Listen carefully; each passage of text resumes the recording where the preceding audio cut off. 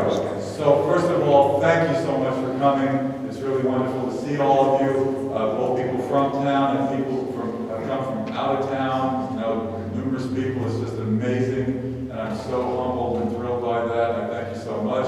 I also wanted to thank my fellow performers here, the Benevento family singers. Karen Cuban, who will be playing violin, and Greg Richter, who will be playing piano. I wanted to thank English and Linguistics for the support for the event, also Communications for giving us the opportunity to film the event, so people who can't be here can see it on YouTube later. So that's very amazing and thrilling, right? So I'm going to read a few. Unfortunately, my book of poems was supposed to be ready. It isn't ready. I'll still read a few poems from it. The book, the novel is ready, and we'll sell discounted copies at the end. All the books over there are absolutely free. They're older books. Take as many as you want. You know, they're free. I don't have a copy of every of my former books, but the ones that I do have the numbers. You can just take a copy, take 2 copies. More than welcome to sign those as well. I'll sign those for you if you want. But that'll be at the end. We'll do that. We'll have you can buy a copy of that book, or you can get any of the number of those free books. Okay. So I'm going to read just a couple of pages from that new book. I'm going to read a couple of poems. The rest of it, though, is more of a celebration. Okay. We're going to do 6 songs, and all the songs are, as it said on the poster, songs of parting. You know, songs where I'm saying goodbye, or I'm thinking about getting older, or I'm thinking about different ways that people try to keep their memory alive, even after, for example, after 40 years here. So that's kind of what we're going to do. We're going to do songs, you know, some songs with just a guitar and some singing, some songs with violin, with piano. We're going to have a lot of fun with that. And I'm going to read a couple of poems by better poets, by Furman Geddes, by Walt Whitman, just so we can do some good poetry. And that'll be pretty much it. It shouldn't take more than an hour, maybe even less if I sing fast.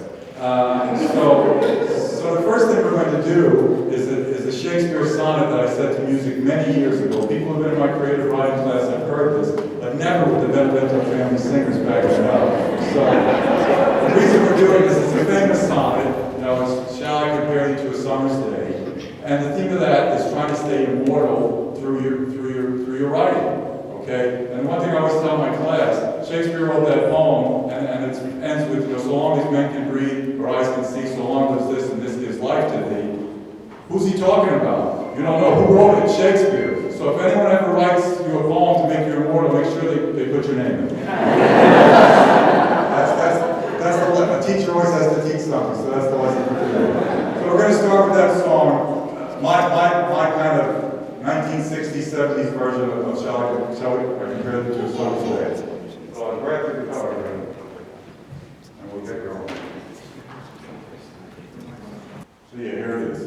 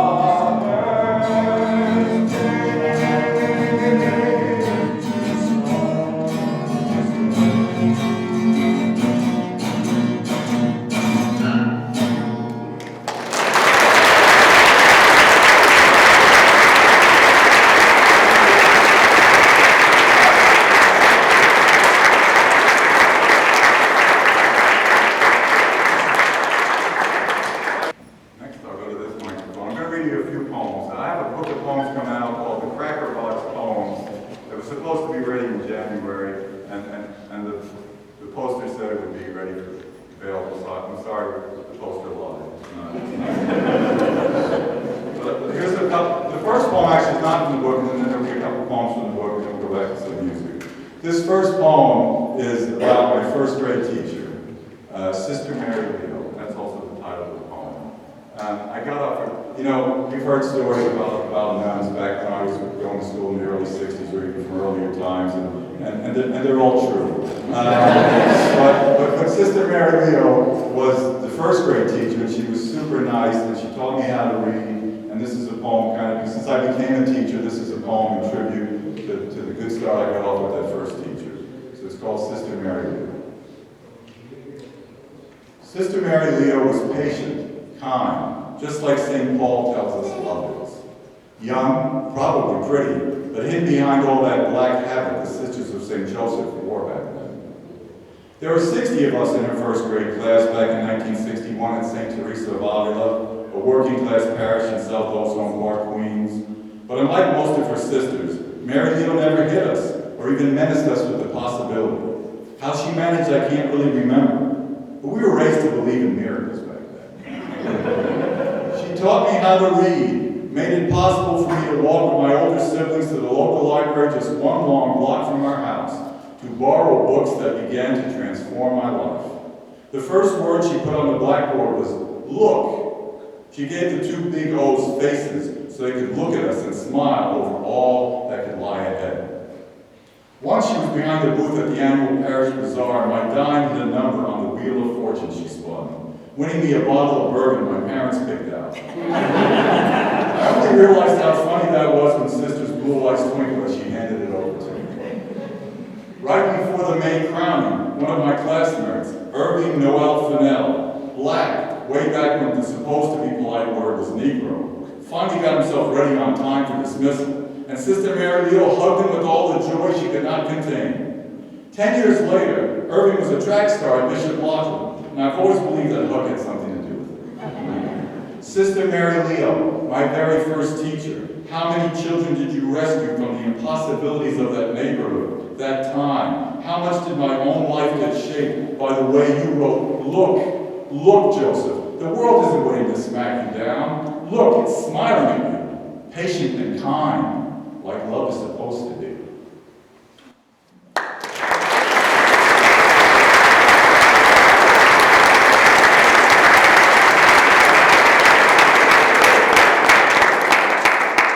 You can't clap after every poem. You're too long. I'll let you know when it's the last one. I'm only doing it. So I very much appreciate it. This is another one from my childhood, and you know, we lived in a kind of anti-intellectual neighborhood, so sometimes, you know, nerdy pursuits were frowned upon, but I tried to pursue some of them anyway. This one's called After Richie Simonson's Mother Threw Away Our Rock Collection, which included some pretty pink quartz, black and white granite, and our favorite, a dull gray stone with a solid blue center. We both had sat on his unfinished basement's floor, amazed our hammering had unearthed that kept in color. We were upset that solid sign of our friendship was gone, since the other boys had derided us for wasting some summer afternoons collecting dull, dirty rocks from around our neighborhood to have at them with hammers, cracking dull codes to see what secrets were kept inside. No safety goggles, no sense then of danger. We just banged at them until they broke, usually in a few pieces, though a stray specimen of sandstone might crumble to bits before our always observant eyes. After a while, we knew what to expect. Like fishing his uncle's pond upstate for sunfish and bass, we probably weren't going to pull out a rainbow trout. Still, it didn't take more than one blue center to keep us aware almost anything could happen. This very next rock might shine flecks of gold or hopeful bits of green beryl, precious to us, cementing our friendship on the dusty cellar floor until time, like someone's tidy mother, would discard the evidence forever.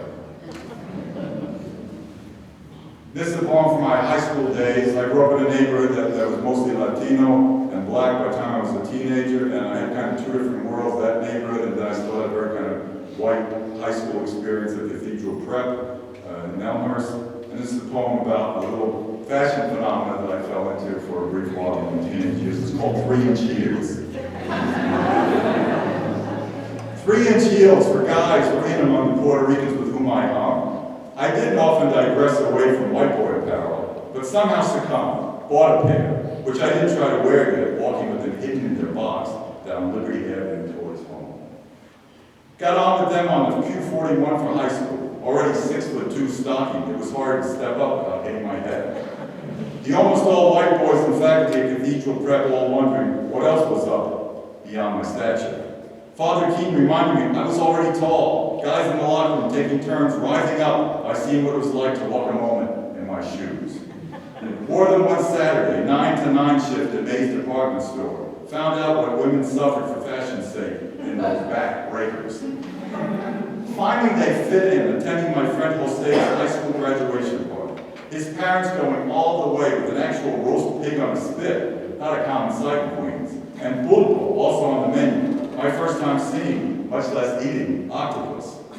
Of course there was dancing, and even though my salsa steps were silly in those 3-inch heels, I at least looked the part, un poco mejor. And when I grinded with Irene Vargas, almost 6 feet tall before she was herself, black hair down to her cintura, each of us heels higher than normal, hanging onto each other all the more for balance. Her perfume, her summertime, no air-conditioned sweat pressed against me so close, I wanted to stay in that space forever, though I knew I'd never really be able to hold on, no matter the inches closer I feigned.